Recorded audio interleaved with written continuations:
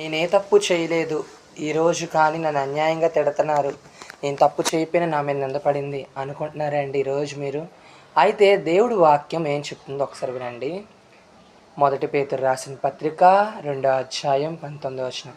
ఎవడైనను అన్యాయంగా శ్రమ పొందిన ఎడల దేవుని యందు మనస్సాక్షి కలిగి ఆ శ్రమను సహించిన ఎడల అది హితమవును.